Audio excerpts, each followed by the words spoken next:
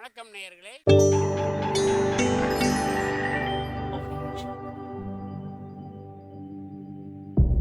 மகிழ்ச்சிக்கோர் தென்கட்சி என்ற அலைவரிசையில்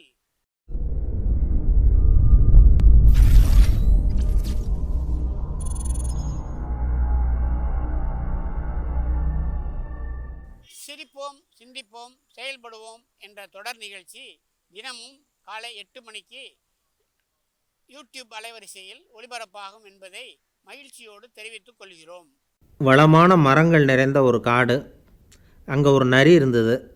அந்த காட்டுக்கு பக்கத்தில் ஒரு ஊர். அங்கே ஒரு பெரிய வீடு.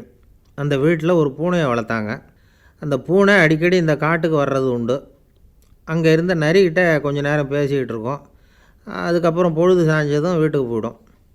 ஆக அந்த நரியும் பூனையும் நண்பர்கள்.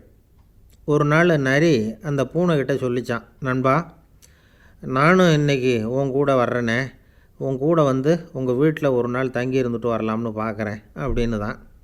ஐயோ, அப்படிலாம் பண்ணிவிடாதேன்னு தான் பூனை. ஏன்னு கேட்டது நரி.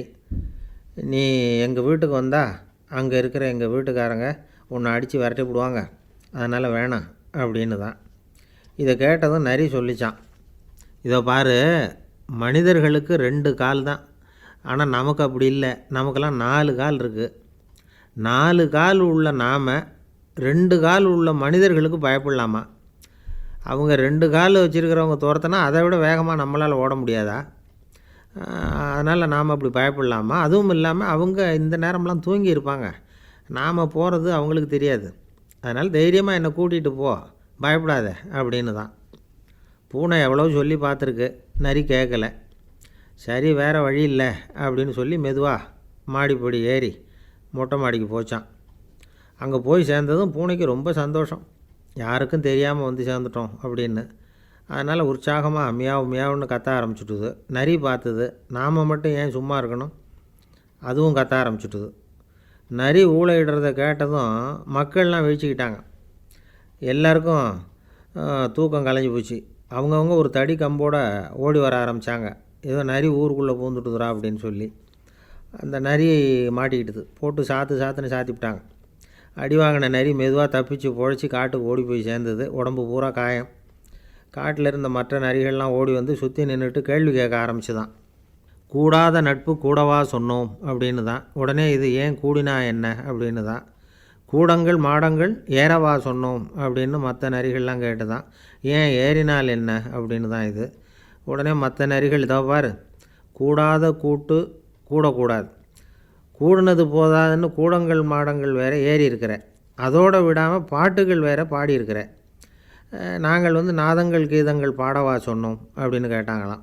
உடனே அடிபட்ட நரி ரோஷமாக, பாடினால் என்ன அப்படின்னு தான். நீ பாடினதுனால தான் மேலதாளங்களை மேலேயே வாய்ச்சிருக்கிறாங்க மக்கள் அப்படின்னு தான் எல்லா நரிகளும் சேர்ந்து. அதாவது இருக்க வேண்டிய இடத்துல இருக்கணும், அதுதான் நமக்கு மரியாதை. அதை புரிஞ்சுக்கிறதுக்காக தான் இந்த கதை.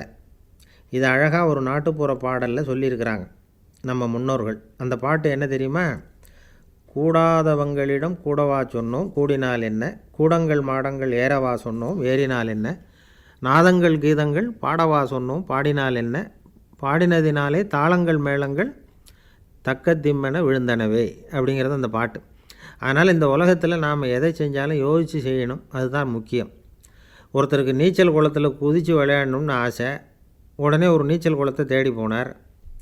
திரும்பி வரும்பொழுது உடம்பு பூரா கட்டு போட்டுக்கிட்டு வந்தார். என்னங்க இதுன்னு கேட்டிருக்கிறாங்க வீட்டுக்காரம்மா. அதாவது முன் யோசனை இல்லாமல் அந்த குளத்தில் போய் டைவ் அடிச்சுட்டேன் அப்படின்னாராம். என்ன ஆச்சு அப்படின்ட்டுருக்காங்க. டைவ் அடித்ததுக்கு அப்புறம் தான் தெரிஞ்சுது அந்த குளத்தில் தண்ணி இல்லைங்கிறது அப்படின்னாராம். ஐயா தென்கட்சி கோ சுவாமிநாதன் அவர்களின் மகிழ்ச்சிக்கோர் தென்கட்சி தொடர் நிகழ்ச்சியினை கேட்டு பயன்பெறுங்கள். நிகழ்ச்சியினை பிடித்திருந்தால் உங்களுக்கு கமெண்ட் பாக்ஸில் உங்கள் கமெண்ட்டுகளை பதிவு செய்யுங்கள், ஷேர் செய்யுங்கள், லைக் செய்யுங்கள், கண்டிப்பாக சப்ஸ்கிரைப் செய்யுங்கள். நன்றி, வணக்கம்.